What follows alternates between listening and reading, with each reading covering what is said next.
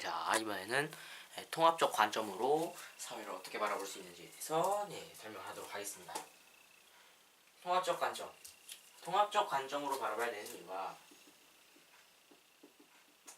통합적 관점을 뭐가 있냐면 통합적 관점으로 보려면 일단 여러 가지 관점이 있어야 되겠죠. 여러 가지 관점으로 사회적, 그다음에 뭐 공간적, 그다음에 시간적, 윤리적 요런 이 네 가지의 사회 현상을 바라보는 관점을 가지고 이거를 다 통합적으로 사회 현상을 봐야 되는데 그 이유가 왜 그러냐면 지금 현대 사회가 어떻게 됩니까? 현대 사회가 그렇죠. 복잡해지고 있다 그거예요.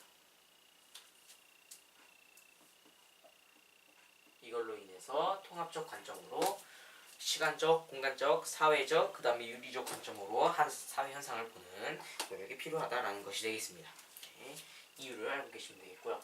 그러면 이제 시간적, 공간적, 사회적, 시간적, 윤리적 그 관점에 대해서 설명을 하도록 하겠습니다.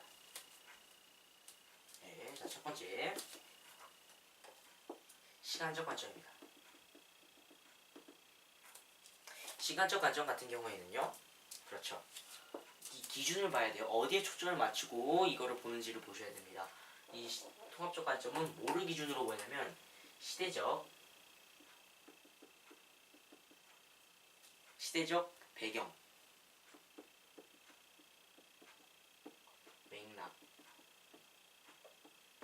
맥락에 초점을 두고 봅니다.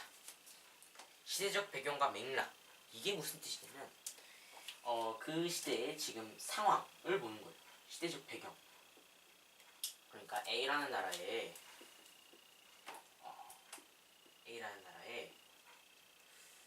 A라는 사건이 일어났어. 이런 사건이 일어났어요. 이런 사회 현상이 일어났을 때 이거를 볼 때 A의 그 전을 보는 거야. A를 봤더니 A가 약간 요랬었어. A 다시였어. 그 전에는 A가 A 다시 요런 시대 상황이 있었어. 시대적 배경이 있었고 이런 배경이 있고 그 다음에 이런 시대적 상황, 맥락이 상황으로 또 바뀔 수 있거든요. 이런 상황이었습니다. 이런 상황이 쭉 이어져서 지금의 A나라가 되었어요. A나라가 되는데 이런 상황에서도 A 다시라는 상황이 발생했고 이런 상황에서 A 다시라는 상황이 발생했기 때문에 A라는 나라에서 A라는 상황이 발생할 수 있다라는 것이 설명이 된다 이 말이에요. 이 말입니다. 좋죠. 이렇게 깔끔하게 정리할 수가 있겠습니다. 예를 들어서 이런 거죠. 거기 교과서에 나온 엘 클라시코에 대한 얘기입니다. 엘 클라시코 그 축구 경기를 볼 때 왜 그렇게 사람들이 열광을 하는가? 예전부터 그 두 국가가 라이벌이었나요? 두 지역의 라이벌이었나? 하여튼 그래가지고 그런 시대적 과거부터 지금까지 그래왔기 때문에 그런 시대적 상황이 있었기 때문에 역사적 상황이 있었기 때문에 그래서 여기서 중요한 게 이거예요. 역사. 일단 역사라는 말이 나오면 이거는 시간적 관점으로 본 것이구나 이렇게 유추를 할 수 있다라는 말이 되겠고요. 그렇게 할 수 있는 거고요. 역사라는 거울에 비춰본다라고 보시면 되겠습니다. 그래서 특징을 한번 보자면 이제 그 과거 사건 그러니까 역사적 사건과의 그 인과관계가 있다고 보는 거예요. 이 인과관계를 따져가지고 현재의 그 사회적 상황을 보는 것, 시간적 관점이 되겠고요. 그 다음에 이거를 통해서 어떻게 할 수 있냐면 과거에 이렇게 해서 이런 결과가 나왔듯이 현재도 이런 상황이 일어나면 이런 결과가 나올 것이다. 즉 사회 현상이 일어나는 이유를 어차피 과거는 이미 일어난 일이니까 역사적으로 일어난 일이니까 이유를 파악을 할 수가 있다는 것이 굉장히 중요하죠. 사건 발생 이유를 알 수 있고 그 다음에 앞으로의 변화 방향까지 예측할 수 있더라. 이미 일어난 일이기 때문에 다 데이터가 있기 때문에 아시겠습니까? 이렇게 할 수 있는 것이 시간적 관점이 되겠습니다. 사회현상을 바라보는 첫 번째 관점, 시간적 관점을 알아봤고요. 두 번째가 공간적 관점입니다. 공간적까지만 쓸게요. 공간적까지만 쓸게요. 공간적 같은 경우에는 사회 시대적 배경 맥락, 요거는 공간적 맥락이에요. 이거는 공간적 맥락에 대해서 이제 좀 설명을 해야겠다라는 생각이 들죠. 공간적 맥락 같은 경우에는요, 위치와 장소 들어가고요. 그 다음에 이거 좀 정적이죠? 정적인 거 말고 동적인 개념도 들어갑니다. 이동, 분포 유형, 원래 있던 거 말고 만들어진 것까지 들어간다는 것이죠.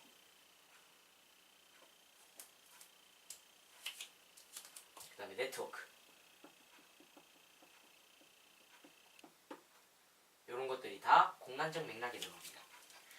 이런 공간적 맥락에서 설명하는 시간이 공간적 관점이고요. 이런 공간적 관점 같은 경우에는 한 지역의 특성, 그리고 한 지역의 유사점과 A 지역과 B 지역 사이의 유사점과 차이점을 알 수 있다라는 특징이 있습니다. 유사점과 차이점을 알아보는 데는 공간적 관점으로 봐야 된다라는 말이 되겠습니다. 그죠? 그래서 여기 예로 나온 게 그거죠. 스위스에서 나온 게, 스위스에서 그 치즈퐁듀 먹는 그 사회 현상하고, 그 다음에 네덜란드에서 나무 신발 신는 현상하고, 어떤 것이 유사하고 어떤 것이 차이가 있길래, 그 지역 사이에, 그 지역에 어떤 것이 유사하길래 그런 현상이 나타났고 어떤 것이 차이가 있길래 그런 현상이 나타나느냐, 유사점과 차이점을 알아볼 수 있고요. 그 지역의 특성, 거기에 기후가 이렇고 자연 환경이 이렇기 때문에 이런 현상이 나타났다, 이렇게 볼 수 있는 것입니다. 그 다음에 이거가 이제 위치 장소에 관한 이제 그 특징이 되겠다면, 이제 이동과 분포 요령과 네트워크, 요거를 보자면 이제 무슨 단어하고 연관을 지을 수 있냐면 네트워크입니다. 네트워크, 우리나라 말로 하면 사실 상호작용이에요. 상호작용.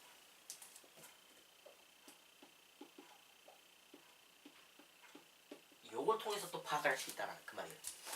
각 지역이 네트워크를 형성해서 어떻게 상호작용하는지와 이에 따른 지역 변화를 파악하는 데 유용하다, 는 것입니다.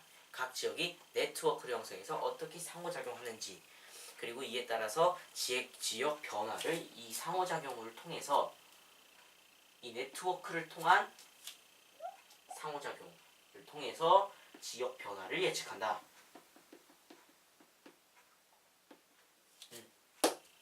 이게 됩니다. 이겁니다. 다시 또 예를 들까요? A라는 지역하고 B라는 지역이 있습니다. 여기서 이렇게 상호작용이 일어나요. B 지역은 B-라는 특징을 가지고 있고 A 지역은 A-라는 특징을 가지고 있어요.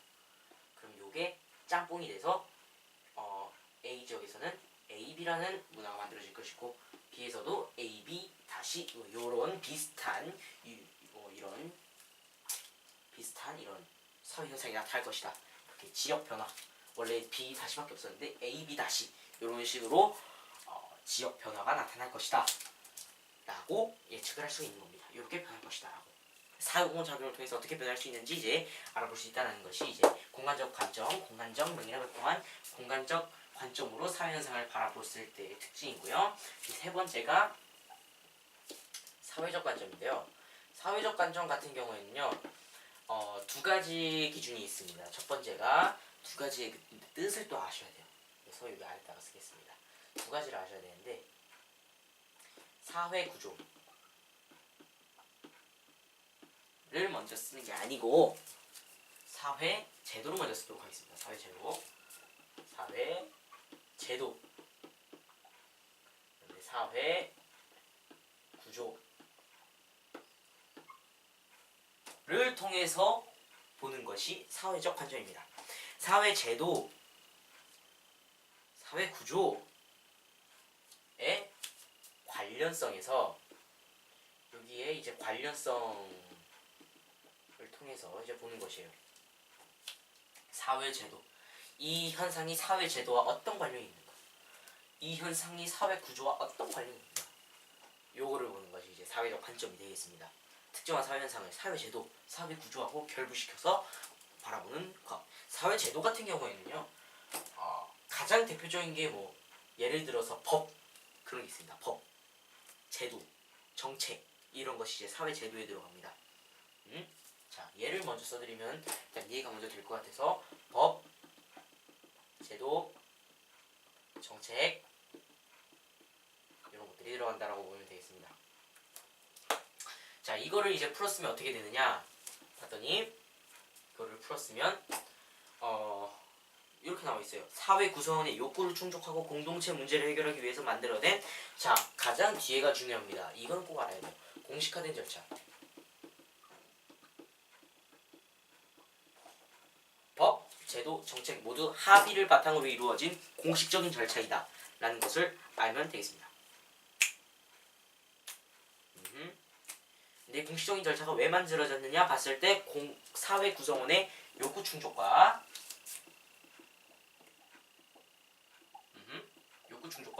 그 다음에 문제 해결, 공동체적 문제 해결을 위해서 만들어진 공식화된 절차.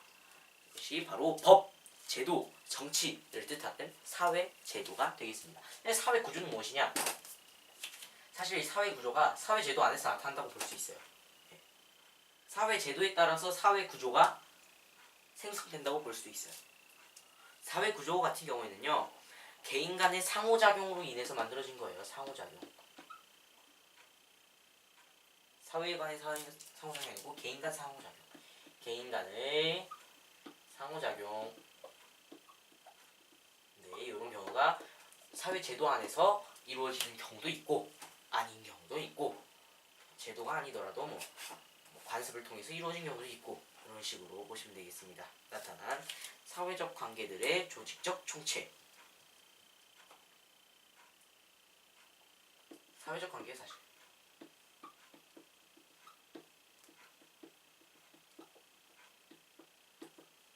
그러니까 사회적 관계들이 모여서 사회적 구조가 되는 거예요. 예를 또 들어드려야겠죠. 교과서에 이런 얘기가 나와요. 사회 제도에 교육 제도가 있어요. 교육 제도. 교육 제도에 따라서 학생은 청소년들은 학교에 가서 공부를 해야 되고, 학교 선생님들은 학생들을 가르쳐야 된다는 거예요. 근데 그 학생들하고 학교 선생님들 간의 상호작용을 통해서 사회적 관계가 조성이 된다는 거예요. 선생님은 가르치고 학생은 배우고, 학생이 질문하고 선생님이 답하고, 이런 사회적 관계가 정립이 되고, 그런 사회적 관계들이 모여서 사회적 구조, 학교라는 공동체가 만들어지게 된다고, 그런 거예요. 사회적 구조. 그렇게 해서 그게 이제 관습화되면 이제 사회적 구조가 된다 라는 것이 되겠습니다. 끝이에요. 사회적. 맞아요. 맞아요. 이겁니다. 자, 그럼 특징 한번 볼까요? 특징 볼게요. 자, 특징은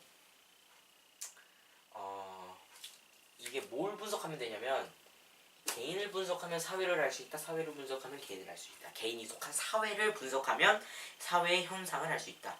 이 하나의 사회 현상이 일어나는데, 그게 그 사회를 분석해서 개인의 행위의 이유를 알려낼 수 있다. 즉, 청소년 개개인들이 신어를 그리고 준말을 쓰는 사회 현상을 갖다가 그 지역의 사회를 분석한다. 그 사회가 어떻다? 저 인터넷 기술이 고도로 발달한 사회다. 그래서 인터넷 기술에 따라서 그런 새로운 언어 관습이 나타나게 됐다. 이렇게 해서 개인 행위의 이유를 사회로 분석함으로써 얻어낼 수 있는 것이 사회적 관점으로 사회를 바라봤을 때 그 특징이 되겠고요. 두 번째는 이제 사회 현상이 발생한 원인, 그 다음에 배경 등을 이해할 수 있다라는 것이죠. 그래서 이게 어떻게 개인이 사회에 이런 현상이 개인 사회에 미치는 영향을 알 수 있다. 근데 이거 사실은 이거는 당연한 얘기예요. 당연히. 그러니까 사회를 분석하면 그 사회에 대한 원인과 배경이 나올 거 아니에요. 원인과 배경이. 그죠? 이거는 사실 다른 것도 다 마찬가지일 것 같고, 딱히 이제 사회적에서만 나타나는 그런 두드러진 특징은 아닌 것 같고요. 두드러진 특징은 이제 사회제도, 사회구조, 요게 이제 좀 중요하겠다 라고 보여지고요. 사회 분석해서 개인의 행복을 볼 수 있다. 그 다음에 자, 네 번째 볼게요. 네 번째가 이제 윤리적 관점입니다. 윤리적. 이거 왜 안 되냐?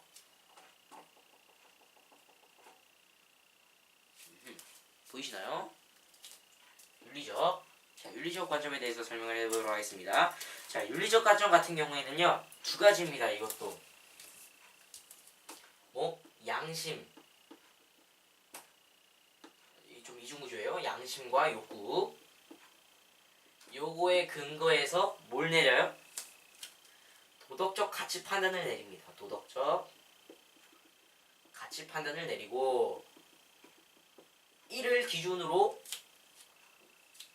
어떤 규범을 적용할지에 초점을 두고 사회를 바라보는 현상입니다.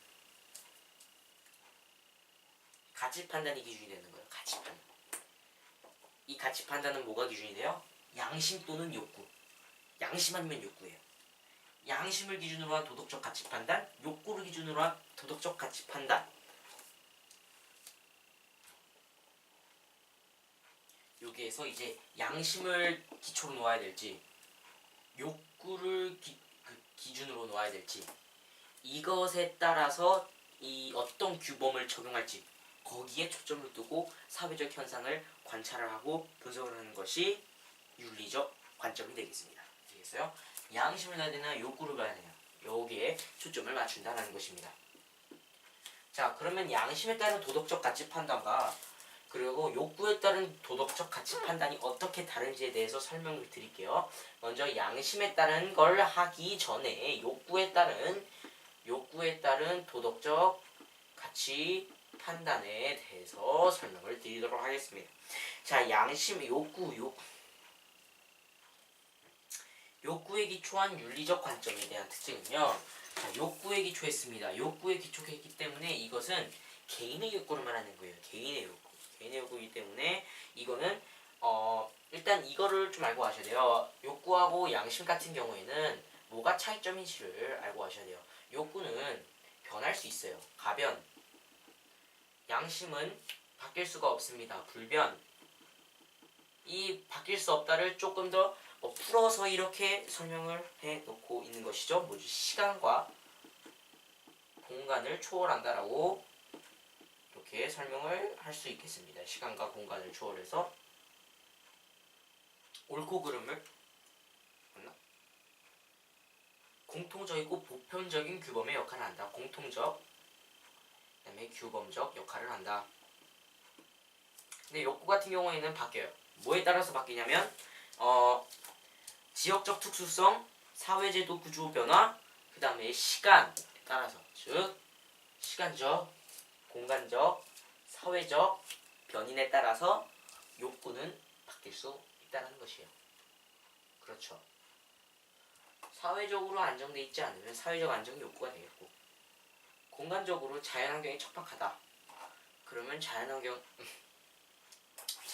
그러면 좀 더 좋은 자연환경이 이제 욕구가 되겠고, 시간적으로, 역사적으로 뭐 굉장히 아픈 역사를 갖고 있다. 그러면 이제 자랑스러운 역사가 이제 욕구가 되는 것이고, 이렇게 여러 가지 시간적, 공간적, 사회적 변인에 따라서 이제 욕구가 달라진다. 이렇게 보면 되겠습니다.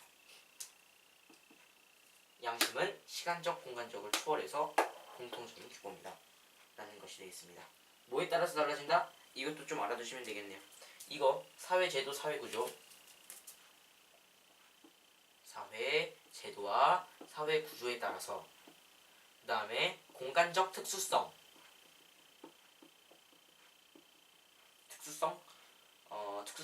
공간적 특수성. 공간적이라고 하지 말고 좀 더 지역적, 이렇게 바꿉시다. 지역적 특수성. 이런 것에 따라서 바뀔 수 있는 것이 바로 욕구가 되겠다라는 것이 되겠습니다. 이렇게 해서 네 가지 관점에 대해서 모두 다 알아봤습니다. 그러면 이 네 가지 관점을 어떻게 해야 되냐면 이제 통합을 해서 가야겠죠. 이제 그래서 통합적 관점으로 어떻게 사회를 탐구할 수 있는지에 대해서 한번 알아보도록 하겠습니다.